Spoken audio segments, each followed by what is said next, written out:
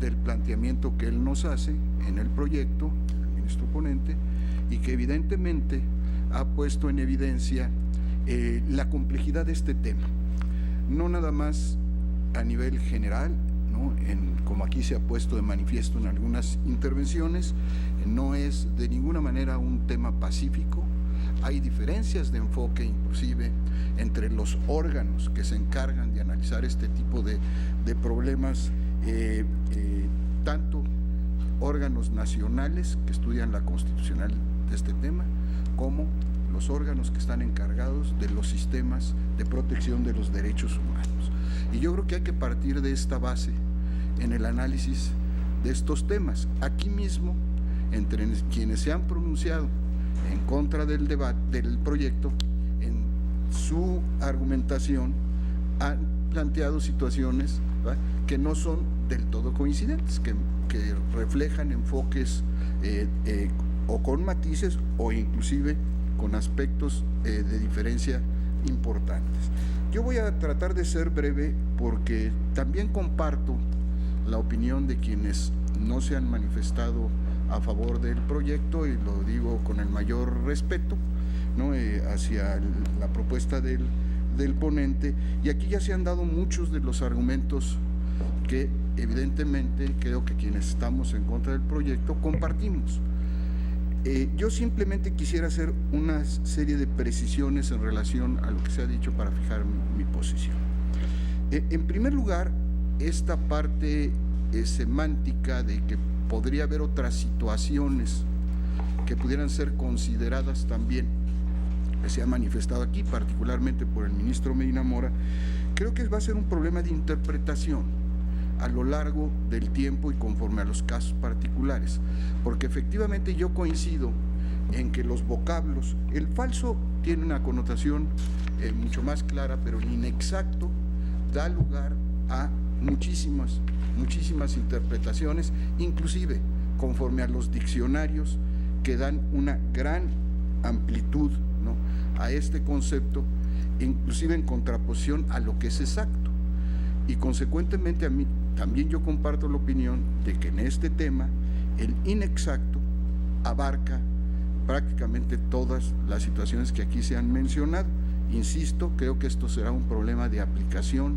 en los casos concretos del ejercicio de interpretación que tienen los órganos constitucionales y particularmente esta Suprema Corte de Justicia de la Nación. En segundo lugar, en mi opinión, también estamos evidentemente enfrente de una colisión entre derechos fundamentales. Yo no tengo la menor duda, ¿no?, de que se trata de derechos que evidentemente tienen incidencias entre ellos y que precisamente lo que hay que resolver es qué derecho puede prevalecer sobre el otro y en qué medida y dimensión debe prevalecer. Esa es mi opinión personal. Creo que es evidente que esto tiene que llevar necesariamente a ejercicios de ponderación para resolver el problema que nos plantean estas situaciones. ¿Por qué? Por un lado, y está reconocido constitucionalmente, las personas tienen un derecho a la réplica. Y la réplica, en mi opinión, como aquí se ha dicho, tiene como principal objeto, ¿no?, proteger el honor, la reputación, la intimidad, la dignidad de las personas. Ese es su objeto medular. No tiene, y aquí coincido con quienes así lo han mencionado, de ninguna manera busca una reparación de otro tipo, económica, etcétera. Para eso están las vías correspondientes. Y por el otro lado está el derecho a la información.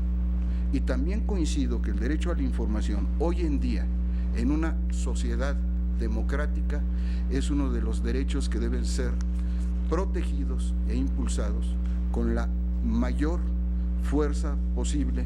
porque precisamente nos permite a todos conocer lo que puede ser importante para formarnos opiniones respecto de todos los aspectos de la vida nacional. Por eso también cobra tanta importancia en relación a la vida política y en particular en los procesos electorales. De hecho, el derecho de réplica en nuestro país es impulsado en principio a la luz de estos fenómenos.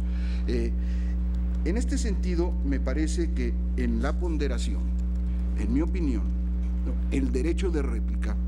tiene un papel de protección, como aquí se ha dicho, respecto de ciertas características de la dignidad de la persona, como son, por supuesto, la honra y la reputación. Y en esa medida, a mí me parece, por supuesto, que tiene la misma entidad y la misma dimensión que todos los demás. Ahora bien, cuando se enfrenta a un problema frente al derecho de información y de expresión libre de las ideas, tenemos precisamente que ponderar hasta dónde puede ser exigible este derecho. En este punto me sumo a quien se han pronunciado, porque lo que debe ser inexacto o falso es precisamente lo fáctico, los hechos. Coincido, y de alguna manera el proyecto lo recoge y así lo refiere, que en materia de opiniones no puede haber el derecho de réplica, puesto que precisamente por su característica no puede implicar el determinar una falsedad, una certeza, una inexactitud o una exactitud, dado que refleja el sentir de una persona. Eso es muy diferente a lo que se refiere a los hechos, que sí pueden ser eventualmente acreditados como inexactos o falsos dentro de todo este espectro que se ha manejado. Y a mí me parece que, igual que hay una doble dimensión, como se ha mencionado, en donde las personas públicas, como podemos ser nosotros, los personajes de la vida política, los artistas muy reconocidos, etcétera, ¿no?, tienen que ser valorados en este aspecto, ¿no?, frente a su situación personal, precisamente por ser personas públicas, ¿no? También creo que en ocasiones el derecho de réplica cobra mayor fuerza, mayor valor, precisamente cuando se trata de estas personas. Y lo refiero particularmente, por ejemplo, porque creo que ejemplifica claramente lo que quiero decir, a los procesos electorales. Cuando en los procesos electorales cualquier medio, ¿no?, difunde noticias, informaciones de hechos que pueden ser falsos y que afectan precisamente a alguien que está buscando llegar a un cargo público, es lógico que esa información falsa o inexacta puede perjudicarlo gravemente en su aspiración de poder llegar. Consecuentemente, esa persona debe tener al alcance un derecho que le permita acreditar la falsedad o inexactitud de la información. ¿Pero cómo? En la parte fáctica, en los hechos.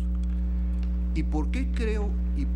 con esto concluyo en esta parte, que el proyecto no es compartido de mi parte? Porque precisamente quien acude al derecho de réplica es porque le está imputando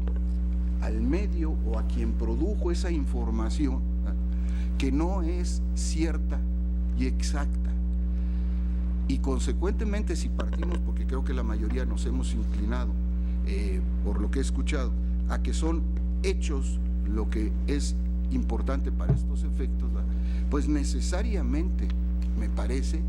que tiene que acreditar esa inexactitud y falsedad de los hechos,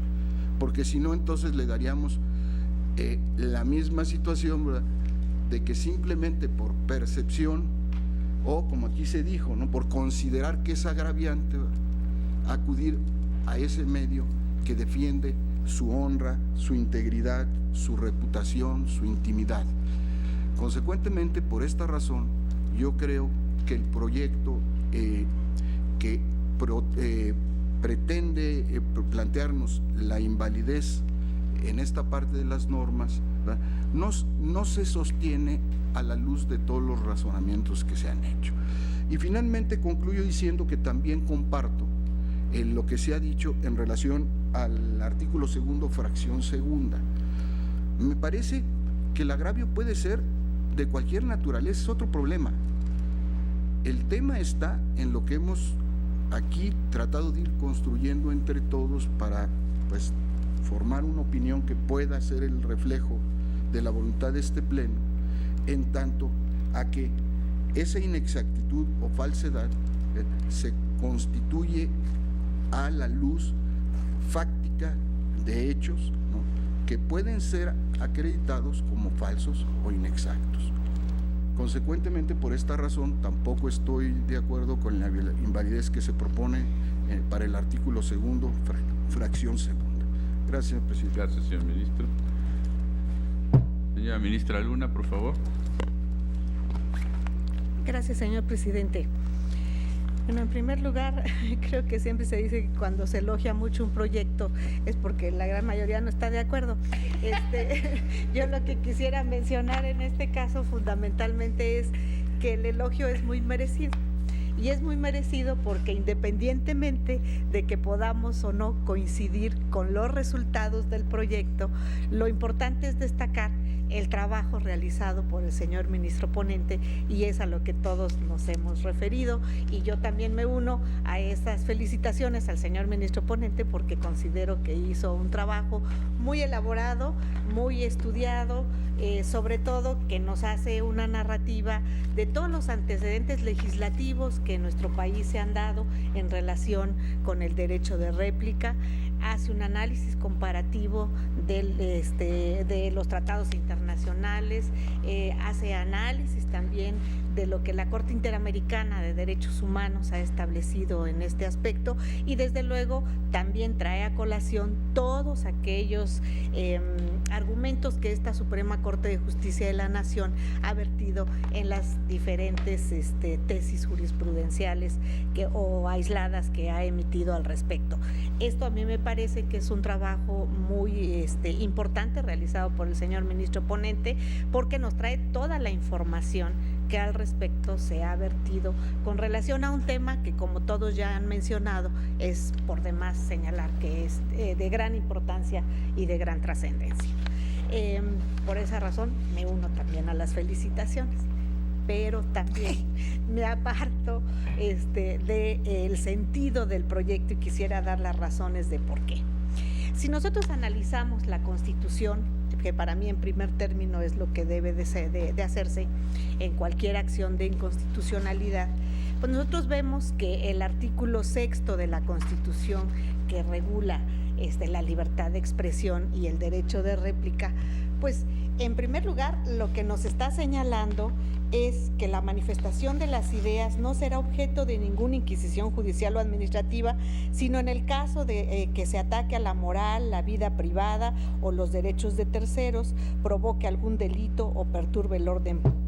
Y aquí viene la regulación del derecho de réplica, que en realidad la deja o la delega, podríamos decir, a la legislación ordinaria, porque nos dice el derecho de réplica será ejercido en los términos dispuestos por la ley. Entonces no da lineamiento alguno. En realidad,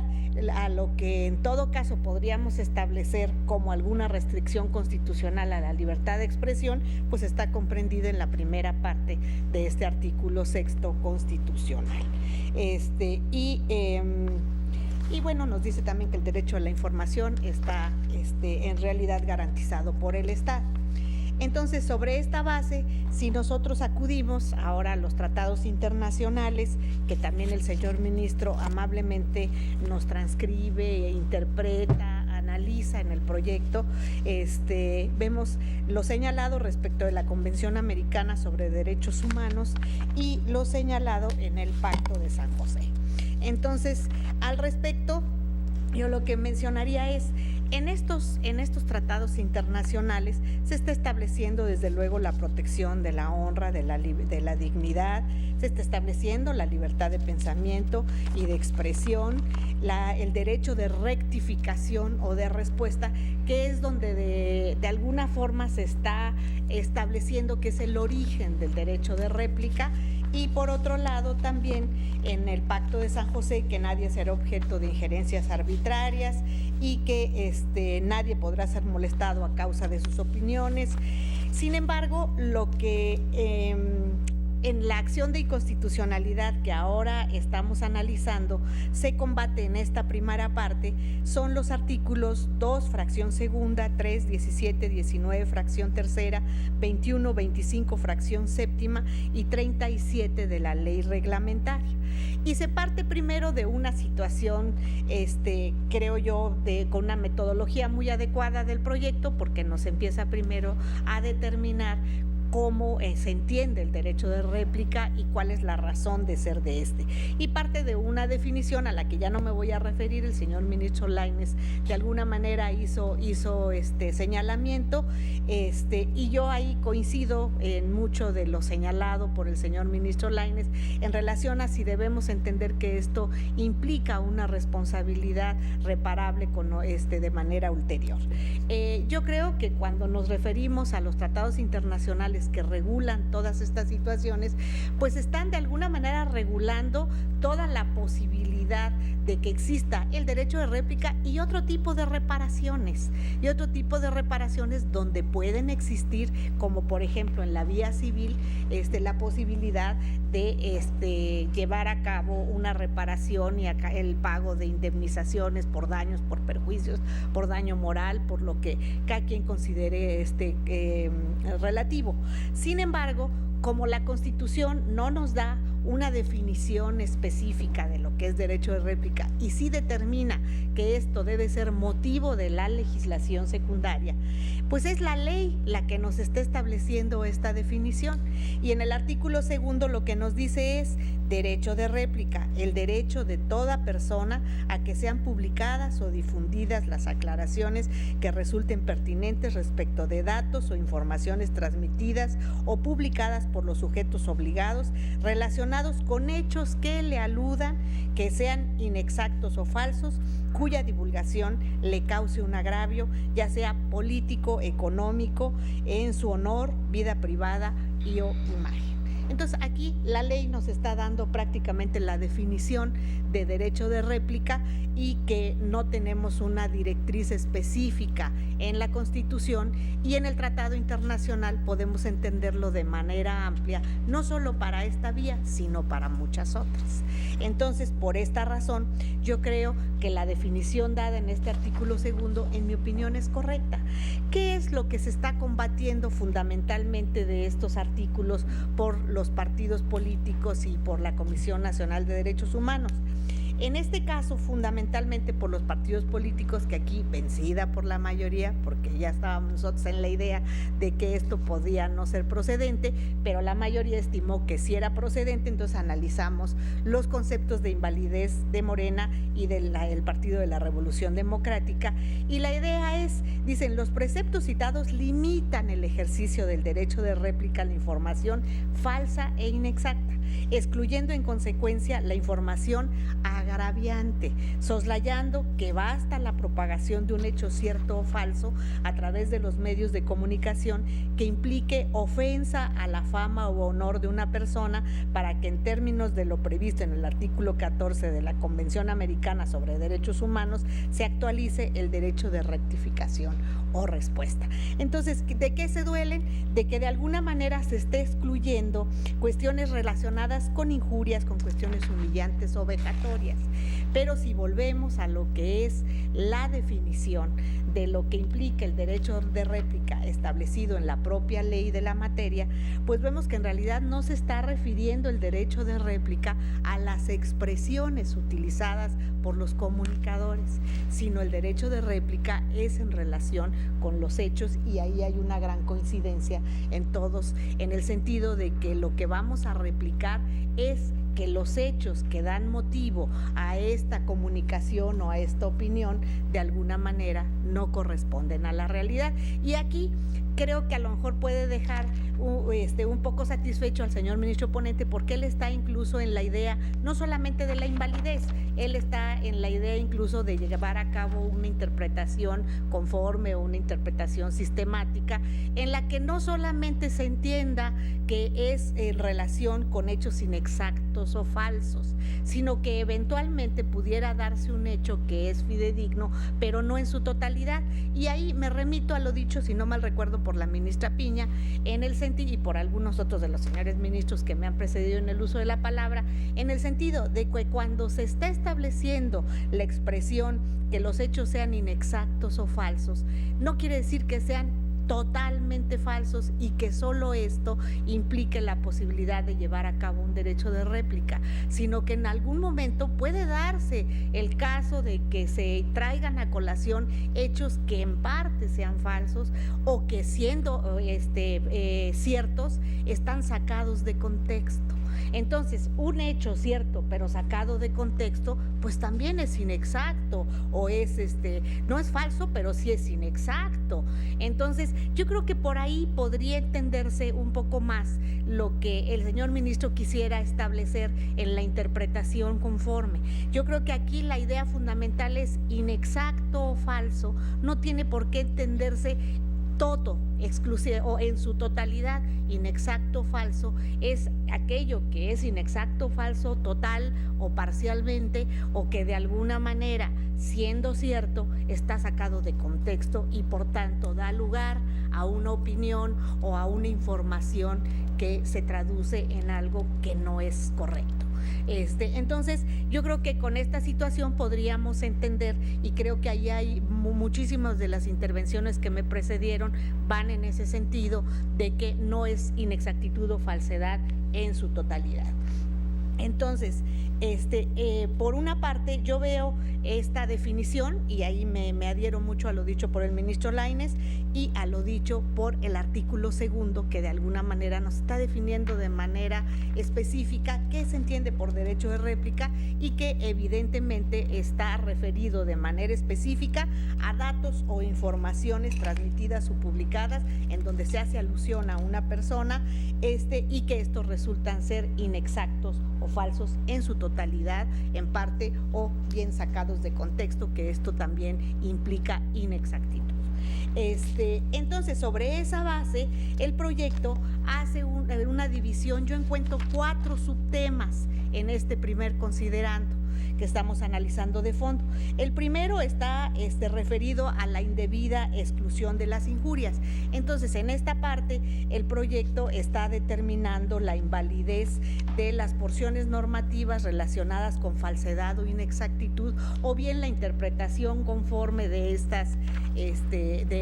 expresiones. Sin embargo, a mí me parece que el artículo es totalmente correcto. El hecho de que se diga inexacto o falso es, en mi opinión, perfectamente entendible que está referido a los hechos que se están narrando, pero no está referido a las expresiones, y el agravio de los partidos políticos está más bien referido a las expresiones, que son muy diferentes a el que los hechos que dan lugar a esas expresiones puedan en un momento dado considerarse que es motivo de invalidez. Ahora, el hecho de que el artículo no haya considerado las expresiones injuriosas, humillantes o vejatorias, por otro lado, en mi opinión, implica una omisión de carácter legislativo que, según mi criterio, pues tampoco sería motivo para nosotros determinar su validez o invalidez, porque en todo caso estaríamos sometiendo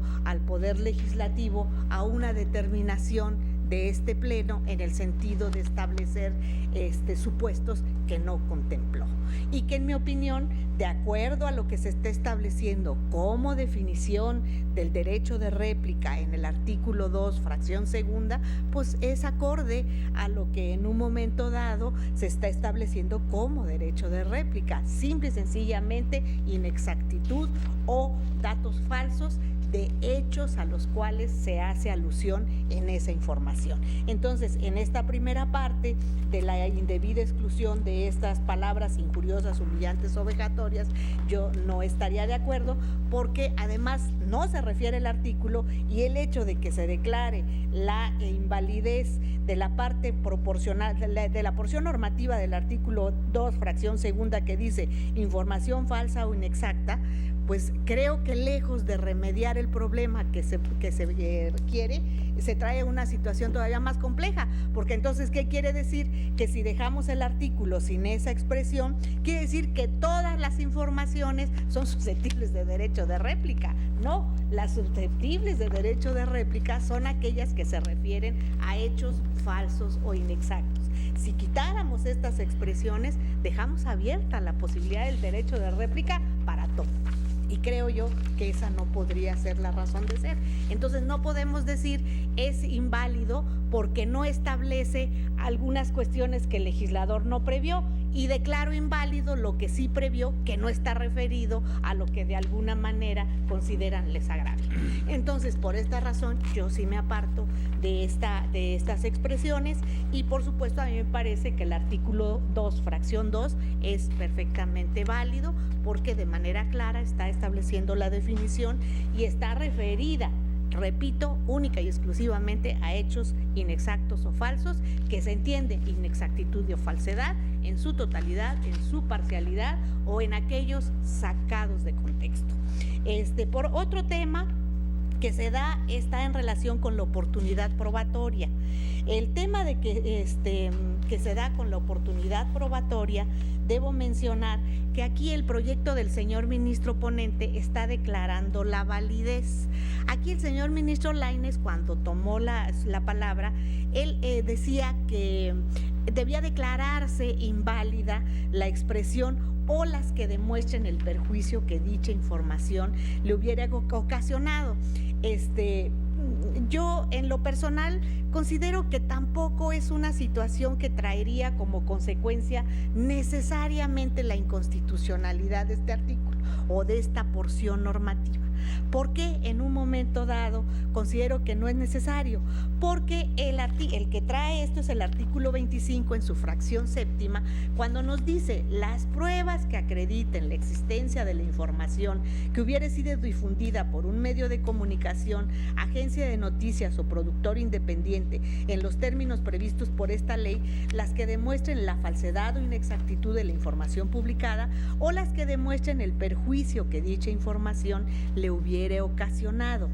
De ninguna manera está estableciendo en forma copulativa o vinculante las dos cosas. Establece una u otra, no es obligatorio y al final de cuentas pues puede en un momento dado llegar a probar ese perjuicio, pero no me parece que sea una situación de procedencia del derecho de réplica el que necesariamente se tenga que probar el perjuicio. Por esa razón, en esta parte del proyecto que determina la validez, yo sí estaría con que es perfectamente válido. Por otro lado, se abre otro tema que es la indebida inclusión del agravio económico, y aquí es donde también hay una declaración de invalidez en el proyecto del señor ministro ponente, y es en la parte también del artículo 2, fracción segunda, donde de alguna manera se dice que aludan, que sean inexactos o falsos cuya divulgación le cause un agravio y sea político, económico en su honor, vida privada y o imagen. Y aquí la idea es quitar la palabra económico. Yo ahí coincido con algunos de los señores ministros que ya habían participado con anterioridad, si no mal recuerdo, el señor ministro Saldívar, el señor ministro Cosío, la señora ministra Piña,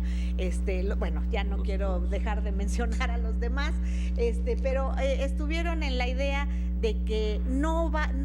porque sea un agravio económico puede sustentarse en hechos inexactos o falsos. Si volvemos a la idea de que el derecho de réplica es que aquello que suscitó una opinión, una crítica, una información, se sostiene en hechos que no son falsos o no son exactos, pues entonces, ¿qué quiere decir? Si esto además me causó un agravio económico, pues no quiere decir que por esa razón voy a excluir la palabra. Podemos poner muchos ejemplos, un producto en el que se hace una información en la que se dice, pues este producto es nocivo para la salud por esto y esto y esto y esto.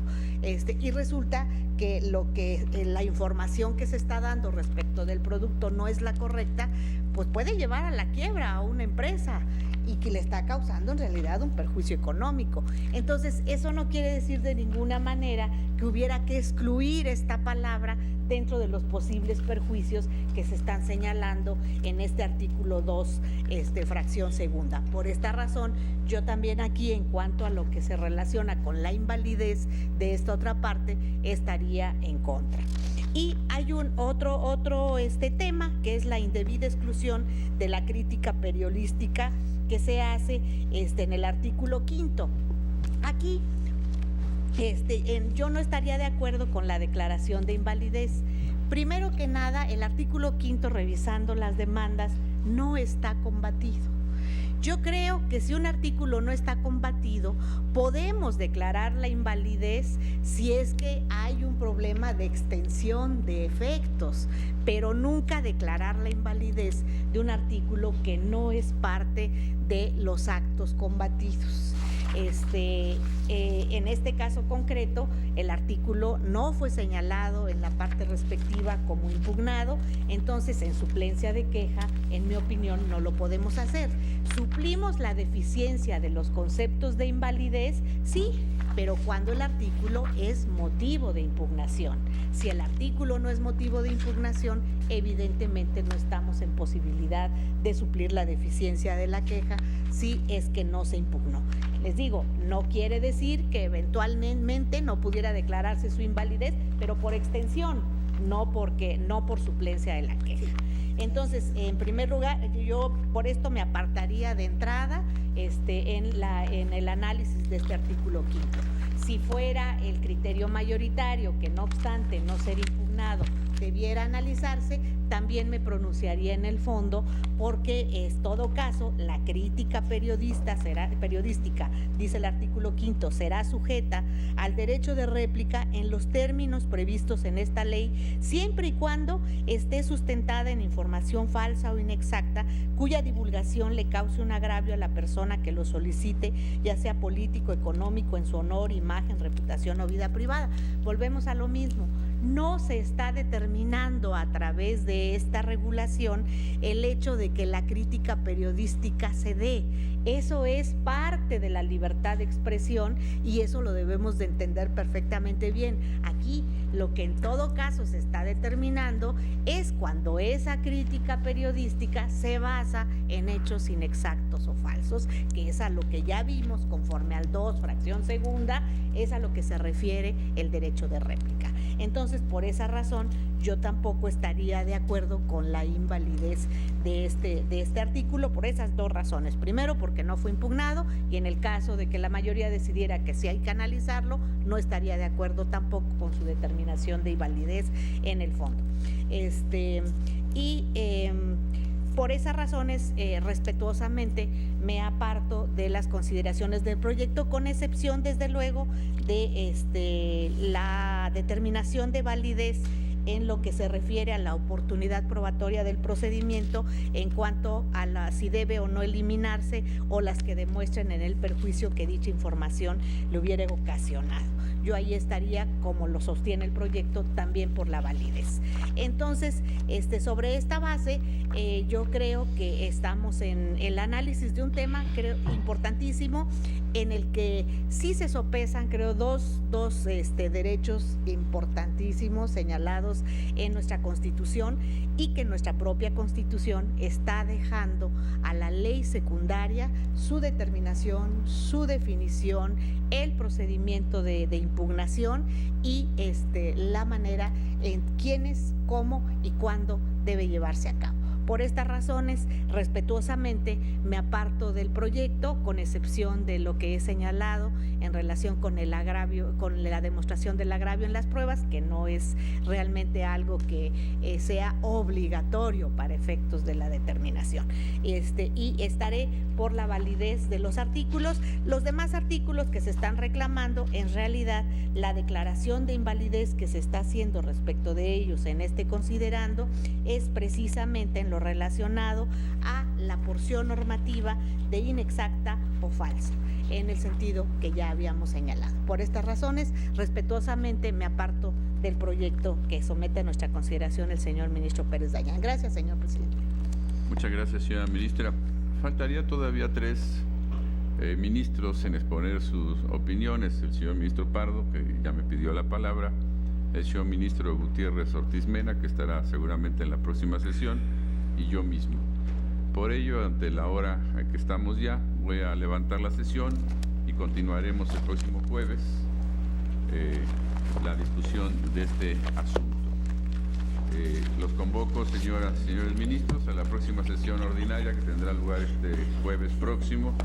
en este recinto a la hora acostumbrada. Se levanta la sesión.